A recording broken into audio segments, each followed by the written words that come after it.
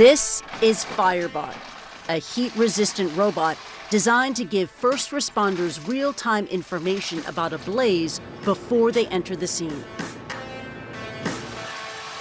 Fitted with thermal cameras, sensors, and gas detectors, this is 136 kilos of engineering excellence.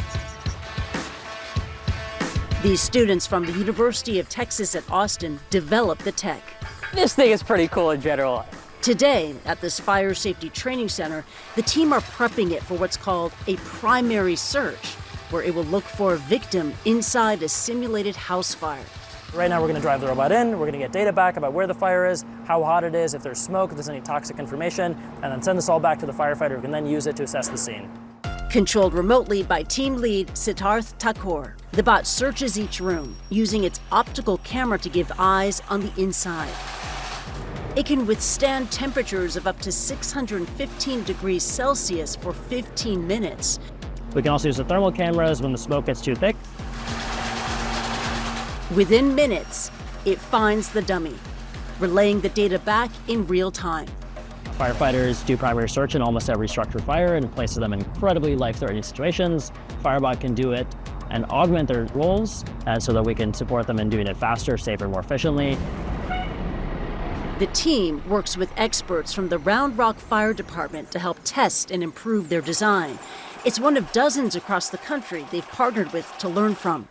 So what I see a great asset for is on a hazmat incident. Today, if we roll into a hazmat incident and the industry doesn't know exactly what chemical's leaking or where the leak is at, it takes time for us to assemble a full team, put on the proper suit to get in when this could be a quick deployment to go in, especially if it has gas monitors on it. Their unmanned vehicles are built here at Paradigm Robotics Workshop in Austin. This is years of sort of like parts and things we've developed and concepts we've built. You can see other tracks we've designed. You can see various technologies we use. Siddharth founded the startup 2 years ago with his old college dorm mate, Krishnan Ram. The aim? To create tech to go where humans can't. There's a lot of challenges going into a room that is burning and on fire and at those temperatures. That changes everything from your material selection to your geometry and how you design the parts to how long you can last and what loads and impacts you're able to take. The Firebot is made up of a mix of off-the-shelf and specially designed tech that can be modified to suit the needs of the user, like the addition of a high-pressure hose, and it's tested on all terrains. It's made of primarily metals on the outside, stainless, tungsten, titanium, Inconel.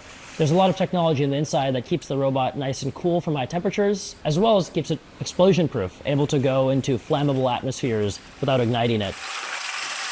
I mean, that's a big thing. The team is mentored by retired Assistant Fire Chief Richard Davis. The main thing I would look at is usability. Who helped spearhead one of the country's first fire department robotics programs. In some cases, people will look at the team because they're young and they will say, oh, these guys don't know anything. And that's where people, I think, make mistakes. You don't look at the team, you look at the product. Look at what you're trying to do. I think being young does not disqualify you from being able to do those real world impacts. Oftentimes people feel like they are still young, they're still learning, it'll take them a while in their career before they're able to do that. I don't really think this is the case. I think you can learn a lot, and one of the things I've learned is that everyone is constantly learning. The fourth generation Firebot is the culmination of a decade of work for Siddharth. I started working on the first robot when I was about 13. I had a backyard grill that I threw some electronics in, covered them in insulation, and tested it. My mom was worried I'd burn the house down. And from that day to sort of building robots onwards, it's been a very iterative journey, and I've built various robots at all the schools I've been in between. While it's come a long way, there's still work to be done. The next major step is to install 3D mapping tech to improve its reliability. Half of the battle is not making something that works once, but works all the time. And truth be told, we're still working on that.